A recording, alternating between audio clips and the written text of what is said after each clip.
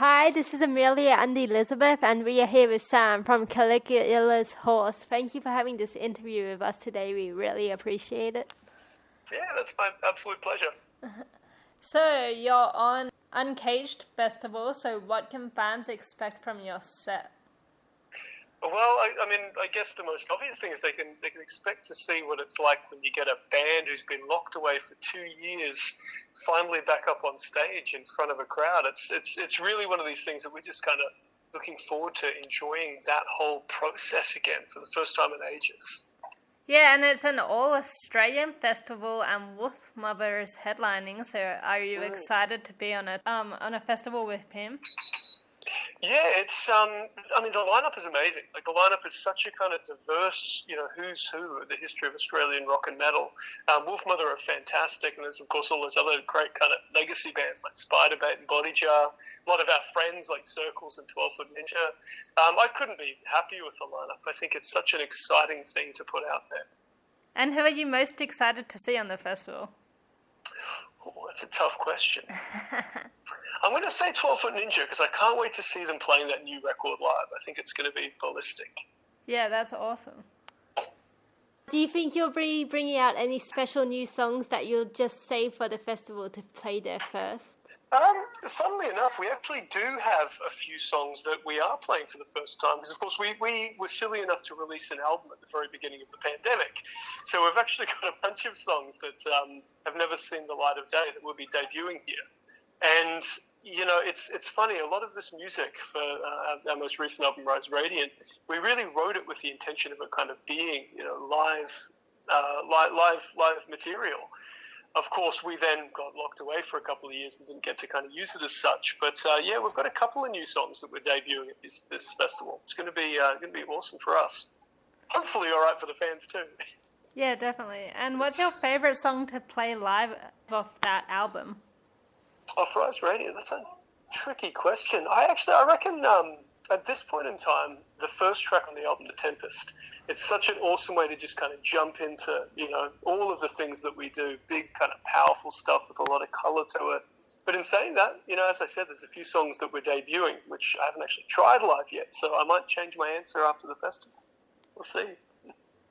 And do you think you'll do any covers at the festival?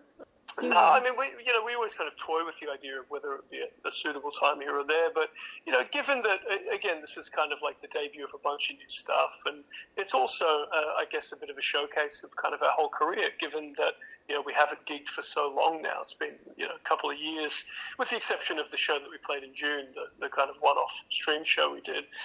So we really want to just give the fans and give the punters kind of a bit of an overview of all of the stuff that we do, as well as a few new songs. So yeah, I don't think a cover is necessarily kind of best suited to it right now. I was going to ask you about that show you played in June. So how was it? It was absolutely amazing. Just because, again, it was the follow-up to a really long period of just twiddling our thumbs and just kind of, planning tours, having tours postponed, and, repeating that cycle over and over again. So when it finally came time to play, 2 consecutive sold-out shows in Brisbane with that big live stream all over the globe, we were all shitting ourselves, really. We didn't have that lovely feeling of getting used to being on tour and whatever else.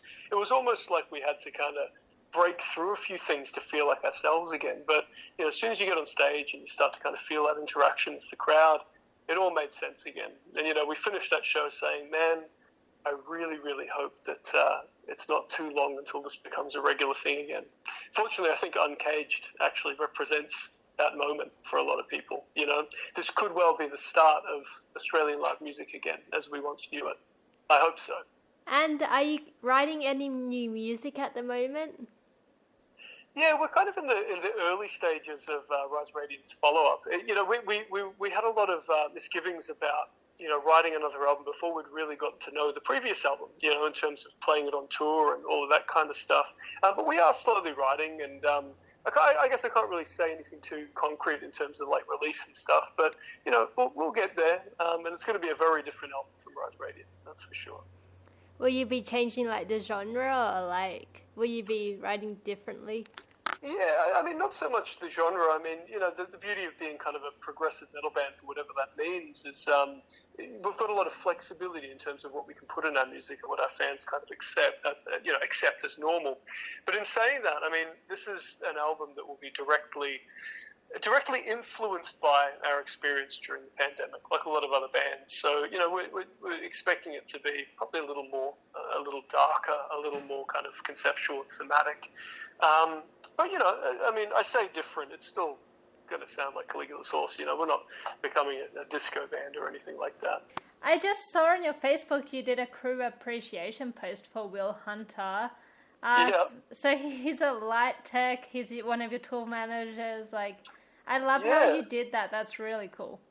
Well, can I tell you an interesting bit of trivia about that? Yes. So we've got a song on our album In Contact from 2017 called Will's Song. That is actually a dedication in title and content to lovely old Will Hunter. He's our fifth member right now, insofar as anyone is. That's really cool, especially in this time. So I love how you guys bring out your crew, and you're like, "Yep, our crew is awesome." No, I mean we'd be nothing. We'd be nothing without those guys, Yeah. So now time for our signature question. So if you could have any band play one of your songs, which band would it be? Which song would it be? And would it be in your style or their style? Oh, that is an awesome question.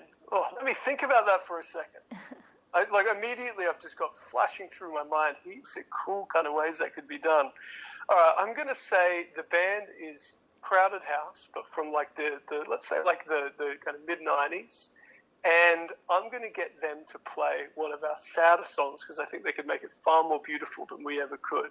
I'm going to say I'd get them to play Salt and see what comes of it. That would be cool. Yeah, I mean, it would definitely be something, wouldn't it? Whether it works or not, I don't know. But, Have you ever seen Crowded House live? I did actually get to see Crowded House live when I was a really little kid. I can't even remember the context of all of it, but because I grew up in New Zealand, and that was obviously their home base as well. But it may have actually been one of my very first gigs. Now that I think about it, way back when I was a little kid. So did they inspire you to play music? You know what? I think indirectly they definitely did. I mean, they're definitely a huge influence on kind of Caligula's Horse's approach to, especially to harmony and to melody, even if it's not as obvious to a lot of people who listen to our music. But yeah, definitely. I mean, they were one of the voices of my childhood. I couldn't think about music without them being kind of part of that. And what's your favorite band that you've seen live? Can you tell us a story? Oh, favorite band that I've seen live. So again, there's probably a couple that I could answer, but I think if I'm thinking about being inspired as a musician, I reckon seeing Opeth on their Watershed tour. So this would have been, I'm going to just say, probably around 2009, 2010, somewhere there. And just kind of watching this band who were so attuned to one another, playing this wonderful, complex music in this beautiful kind of seamless presentation live, and just kind of thinking the whole time that this is the benchmark. This is what we've got to do. Funnily enough, I mean, we've been fortunate enough to tour in a lot of different countries all over the world with Opeth in different kinds of different years, different tours, and whatever else. And they've never stopped being one of my biggest inspirations when it comes to here's the quality a band needs to be when they tour. So what's a favorite memory from touring? I know you've been all around the world. So. There's a couple. I mean, there's some that are really positive and some that are a little bit kind of intense.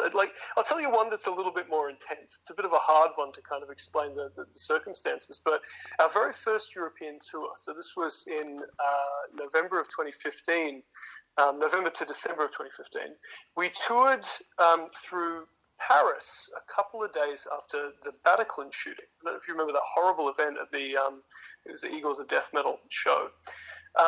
So we basically came into the city when they were in a state of emergency. It was maybe 4 or 5 days, I think, after the shooting itself. And it was bizarre because the whole of Paris was empty, like it was a place normally kind of swarming with tourists, which was in this totally different, wounded state, it almost felt. And we put all over our social media and stuff like, please don't come to this show if you don't feel comfortable. Don't worry about any of that kind of stuff. We'll be back, we're going to do this because we think it's important. But what was amazing about that night was the show sold out. Played this club show to this incredible, loving kind of almost home crowd style audience who had just gone through this horrible tragedy and who we kind of got this amazing feeling of being at least a small part of the light at the end of their tunnel, because of course Paris is such an artistically minded city and they take their music so seriously. So being this little humble Australian band who at the time were even smaller, even less significant than we are now, not that that means much, I suppose, we got to play this show to an audience that really seemed to want it and really seemed to appreciate it. In such a horrible climate, such a horrible situation, it felt like a kind of positive message. So that definitely stands out to me, even if it is a little bit more serious than some of the answers I could give.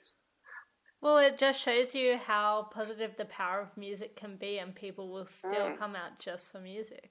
Exactly right, and that's what it felt like to us. It was really one of these things where it's like it would be so easy to kind of to dwell on just how horrible all of that was, all of the circumstances surrounding that. But that's not what those people wanted to do. They wanted to celebrate the culture that they have, the music, the art, and whatever else. And we got to, in our own humble way, be a small part of that. It was wonderful. Yeah, definitely.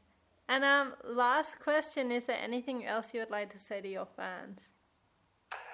Look, this is definitely a gig like no other. If it really does represent, like we hope it will, the beginning of live music again in Australia, then it really is something to celebrate.